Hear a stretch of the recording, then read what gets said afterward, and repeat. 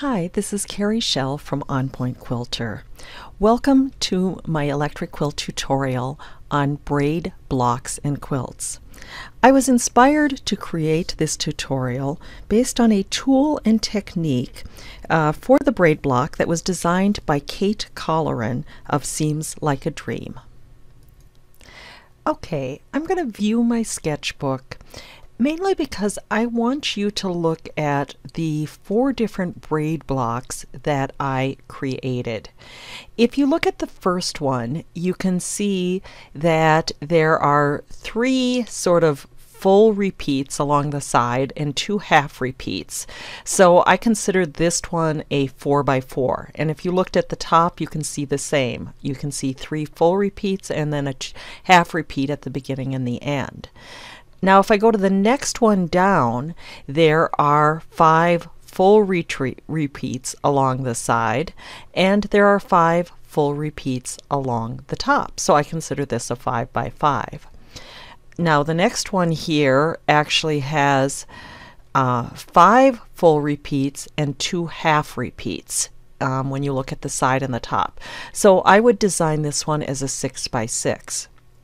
Now this last one here, and I'm just going to quickly do a full screen view, I designed that at 4x20 because there are 3 full repeats and 2 half repeats, and if you went down the side there are 19 full repeats and 2 half repeats. So that one would be considered a 4x20. So I'm going to now start by creating one of the blocks. So I'm going to start with a block, new block, and I'm going to do an easy draw block. And for this one, I'm going to select the 5x5. And so even though I know I'm not going to actually cut my block or trim my block to 5x5, I'm going to design it with a 5x5 format. So I'll put 5 in the width, tab over 5 in the height, and for my snap settings I'm going to double the width and the height. So I'm going to make it 10x10, and then for the graph paper I'm going to do the same as the snap settings. So I'm going to do 10x10. And I'm going to turn on the graph paper so we can see the divisions, and we're going to find those are very useful in drawing the block. Now for snapping options for these, it should only be snapped to grid points, so turn off any other snapping options. So when I'm drawing this one, I first start by finding the midpoint of the block, right? That would be the 2.5 inch setting. And I'm going to start one graph paper line to the left, and I'm going to use my line tool and draw one line, and then I'm going to go one graph paper line to the right.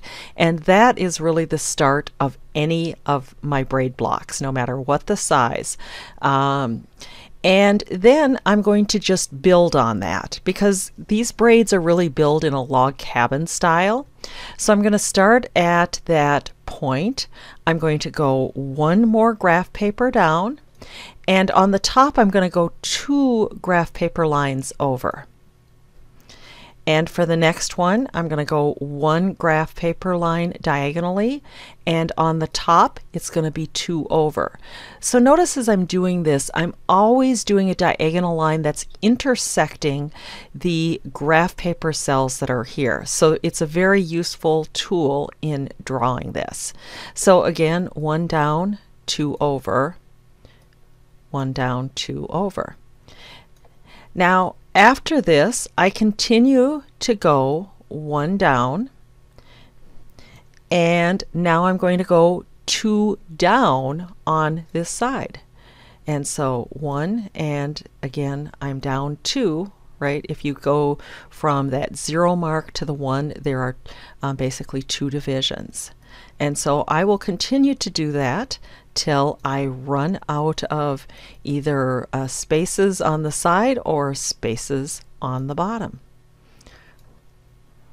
which happens to be right here.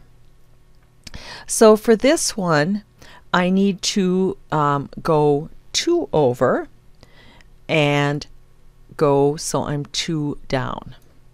And then I continue to sort of just move over by 2 now that I'm at this point.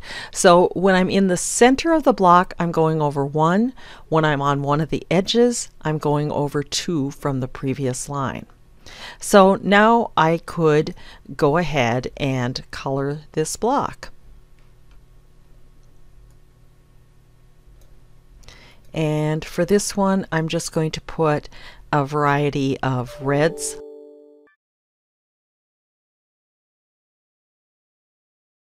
And I'm going to use some grays on the other side. And once I've colored it, I can go ahead and add it to the sketchbook.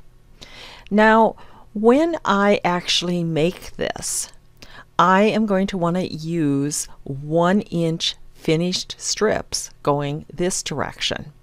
And so I need to now recalculate my block by taking the size that I want, which is the 1 inch, and I've got to figure out what this diagonal is. And the magic formula is to multiply the finished width times 1.4. So if I use my calculator, I can multiply the 1 times the 1.4, which of course would be 1.4, and I can multiply it times the number of full repeats times 5, and that would mean my block size would be 7 inches. And so I'm going to want to make a note of that. So I'm going to add that to my sketchbook. And now when I view my sketchbook, I can, in the note card, say Braid designed for 7-inch block using 1.5-inch strips. And so I can go ahead then and close my note card, because now I have my notes to refer to if I forget what I've done. Okay, on the related blog post, I also will give you the instructions for doing a 4-pronged and a 6-pronged braid. So feel free to drop over to the blog and take a look at that. But I did want to also share one of the designs, and there were quite a few that I actually came up with, but let me go ahead and do that. So I'm going to select Work on Quilt, which is where we actually design quilts. And for this one, I'm going to do a vertical strip quilt. So I will select Quilt, New Quilt, and I will select Vertical Strip Quilt. Okay, I'm going to go to the Layout tab, and I am going to, for the first strip, which is highlighted it, change it to pieced blocks. Now, the width of the strip, because I want to use 2.5-inch strips, I know I want 14-inch blocks. So I'm going to put 14 in the width. Now, what I need to decide is how many blocks or how long I want the quilt. Now I'm going to go ahead, because I think I want 5 blocks. I'm going to change this to 5, and I need to make these square. And so the way to do that is to take the 14, and if I multiply that times 5, that's 70, and I'm going to want to change my length to 70. And so that's going to make each of the blocks square. Now I want to put some sashing between these rows, and so I'm going to select the second border. I just want it to be a plain, and I'm going to change this to 7 inches. So I'm just going to click on 7. Now I'm going to go ahead and delete number 3 and 4, because now I'm going to take that first border, I'm going to select the Clone the Selected strip and add, do the second one, do the same, and now I can select that first one again and do an add, and I have all of my strips taken care of. Now I can go to the Border tab and I can select the size, and since I know I'm using 2-inch strips, I'm going to, for an inner border, I'm going to select 2. Now I'm going to show you a little trick. if you click on the All button, and I now have typed the 2 in the left, if I click on that slider bar below left, it's going to change all of the sides to 2 inches for me. And so now I'm going to put an outer border on as well. So I'm going to add, and for this one, I think I'm going to try 6 inches and see what that looks like again. And I think I'm going to, that might be a bit big, maybe I'll go down to 4. So again, this is sort of just a matter of playing to find something that you like. So now I'm going to go to layer 1, which is where I can both color my quilt and set my blocks. So I'm going to select Set Blocks, and I'm going to go to the Block tab, and I know I did that red and gray one, but I'm going to go ahead and select a different one to play with. So I'm going to take this multicolored one, and for the first row I'm going to use the Control key, and I'm going to select one of the blocks, and notice that it fills in the entire vertical row. I'm going to repeat that for the second and for the third. And now if you look at the coloration, and I'm going to zoom in so you can see that a little bit better, you can see that what I'd love to do is actually continue the coloring, because if I'm going to make a really long strip, that's the way it's going to view. So I'm going to use my eyedropper tool, and I'm going to click on that gold. And the last thing I used was the paintbrush. So the paintbrush is engaged now, and I can use the Control key and click on that particular piece. Now, if I had used instead the Swap All Fabrics or Swap All Colors, when I click on it, notice that it clicks on everything in all 3 rows. So I'm liking that because that's going to just be a little bit faster for me. And so now let me do the same with that blue, and I'll click on this one. And I think I like that light blue, so if I click on that with the eyedropper and then with the paintbrush, click on that, I've now basically created a continuous braid. Okay, so now I need to find another color, and I don't want to use the swap at this point, but I'm going to use my spray can, and I'm going to use the Control key, or I'm just going to click on these spacers, and then with the Control key click on my inner border, and then I'm going to take another color, and let's try a green for that, and I'm going to use the Control key and click on the outer border. Now let me fit to work table so I can see my whole screen. So you can see how quick it is in EQ to do a drafting like this. Now for this middle row, let's say I wanted to do a rotation. So I'm going to select Rotate Block, and again with the Control key on, I can select one of the blocks in the row. It rotates all of them once.